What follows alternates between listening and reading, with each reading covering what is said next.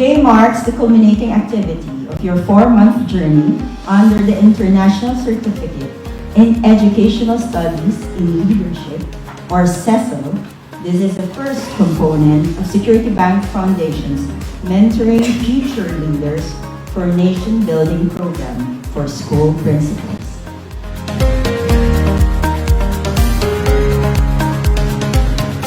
I'm truly very happy to see all of you joining us today, making the long journey to come and be with us at the graduation ceremony and to give support to your friends and to the next generation of CESL graduates.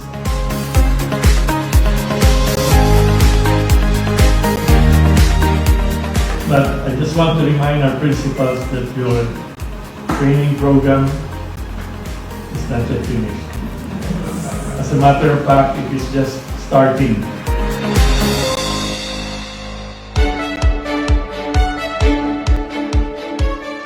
So 4 months ago, I saw a lot of excitement from all of you, and I believe that you are still sustaining that excitement in the 3 years to come, because Security Bank Foundation will always think of new ways, better ways of how we can further implement and make this training exciting for all of you.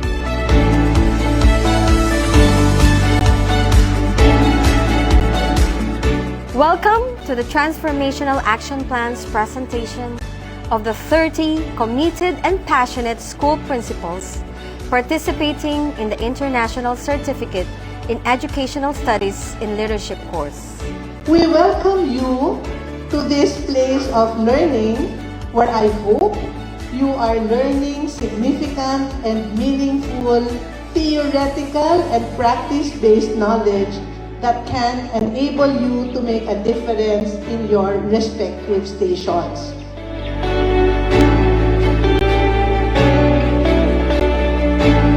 Hi, thank you Security Bank Foundation Incorporated, and of course we are indeed grateful for the opportunity you've given to us. Indeed, it is truly transformative. Thank you. Thank you Security Bank for choosing me as one of the participants of this endeavor. My talk is very important because it will help the learners to read with comprehension. Thank you very much.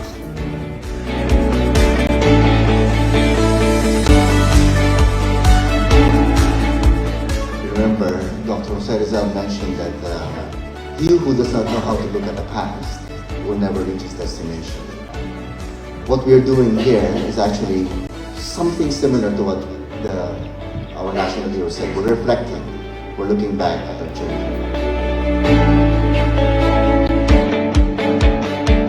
So all I can do really is challenge each one of you to give more attention even than you have already to how can we establish that this transformational action plan at the end of the 3 years has achieved the aims we set out.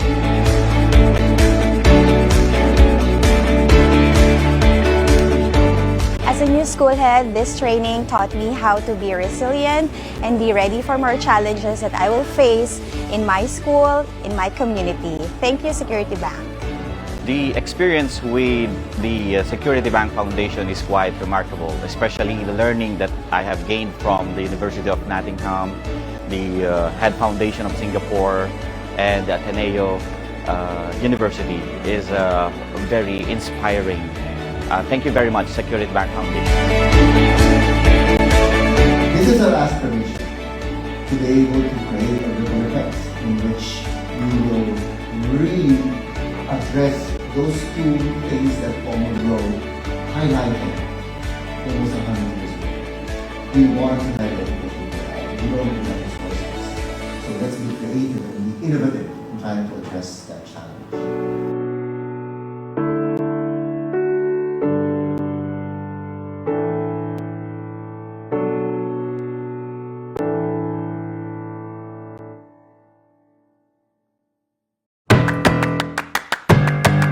I think we lost that practice of asking why several times.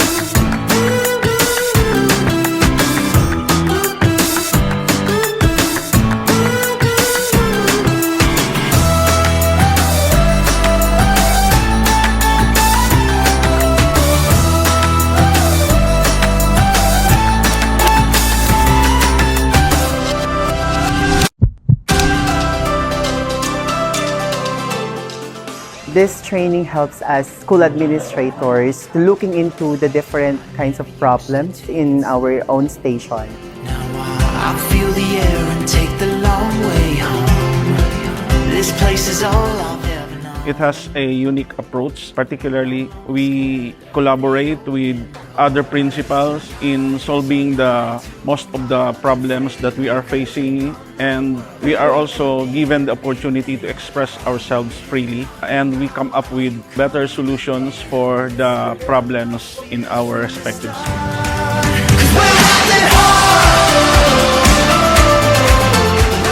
In terms of empowering the school heads, this is not the type of box type training which is offered by the Department of Education. So I learned a lot from this training to enhance my capability to lead the school where I belong.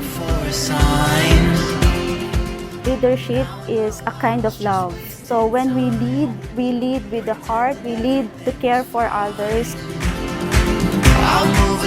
The highlight of the grounded leaders is that you feel like you are not above the rest. You feel like you are among, and you engage yourself in feeling every part of your leadership potential. Let's take on our fears from the start. This training gives us the opportunity to collaborate actually with our fellow school heads. And by collaborating with them, we learn from them, not only from our resource speakers.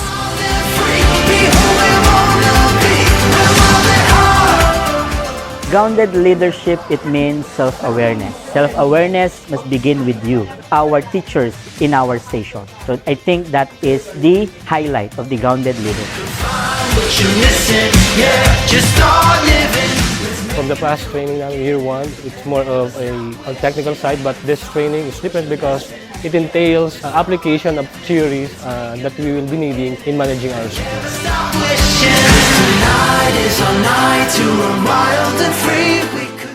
We can also practice our skills acquired from this training to our context in terms of leadership approach, leadership styles, and most of all, how to internalize the learning from this training.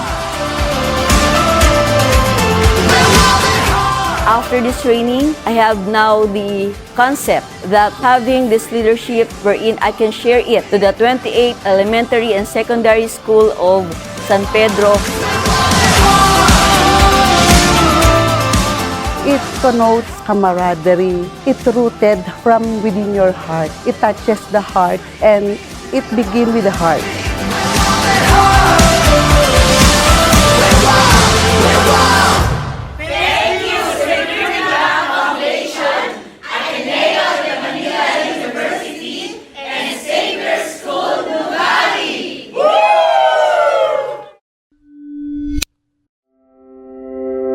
Let me be the first to welcome you as we begin this 3-year training program for school principals, inclusive of an international certificate, also known as the Mentoring Future Leaders for Nation Building.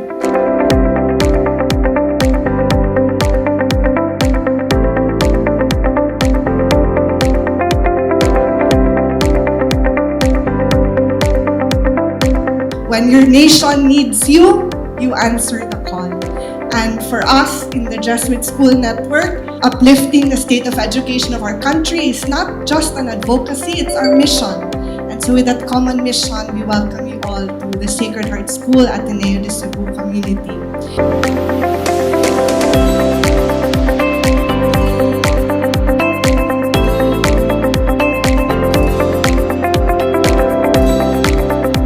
You're not just an educator for life, but as a school principal, you wear many hats. Helping your teachers, helping your students, helping your community. It's like you're everywhere actually. So it's not an easy job, and kudos to everyone for committing to it. So fellow educators, all the best.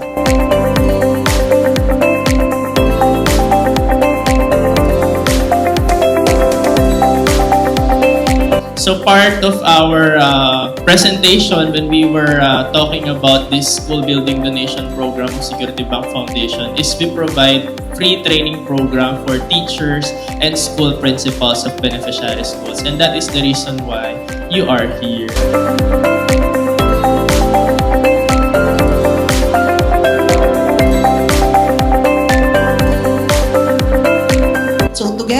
our partners, I really welcome you to this program. We hope that this will make a big difference in your professional lives and aspirations for yourselves as professionals, and also for the colleagues that you have in your stations, and most especially for the children.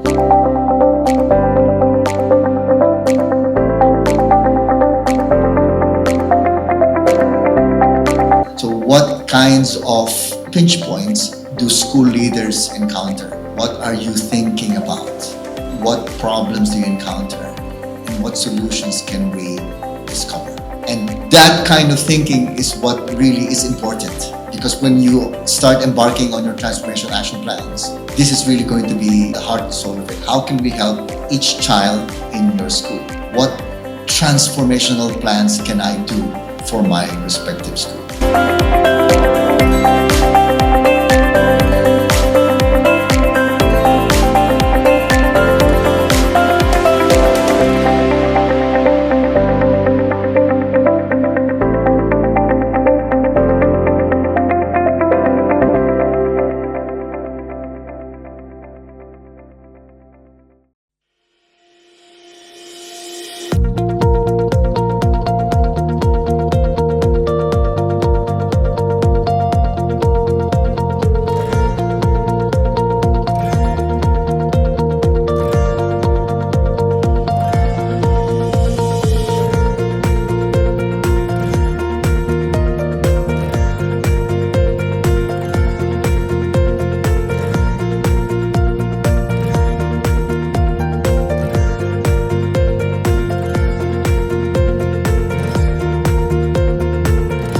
This training is different from the other training I attended. It is because the organizer of this training is looking into expert speaker who is an international speaker expert to the topic implemented to us teachers.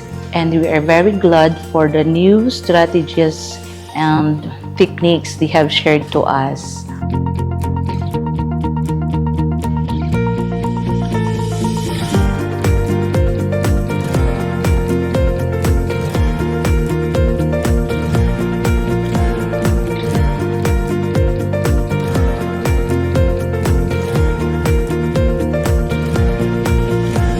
So from this training, I've learned a lot of different strategies that I need to modify when I go back to my station and share it to my co-teachers. Participating from this training enables me to gain different strategies and modify my techniques to my students and also to my co-teachers as a teacher who will guide my co-teachers. So there will be a lot of learning and relearning.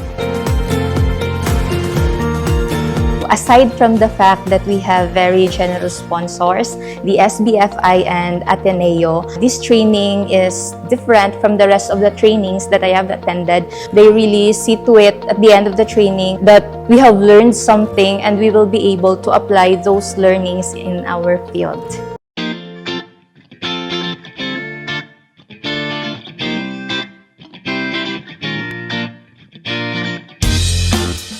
Our school, this school, and the whole network of all Jesuit schools in the Philippines are one with you in this fight to improve the state of Philippine education. Ladies and gentlemen, you are not alone. May God bless us all as we begin another school year. Daghang salamat, maayong buntag sa tanan.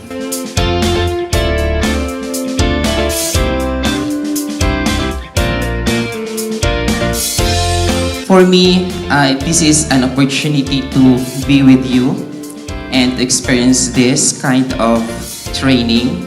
I would say this completes my journey as a public school teacher.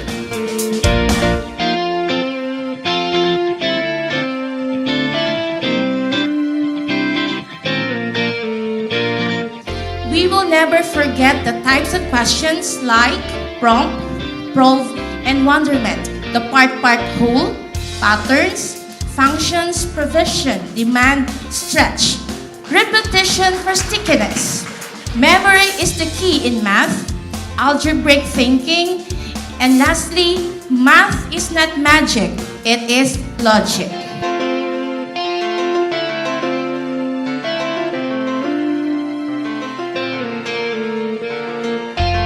I'd like to emphasize that we look to you, our dear principals and teachers, to lead the change in your respective schools so that these changes can become an inspiration for others to follow, and that together we can leave a legacy of the betterment of our nation's children.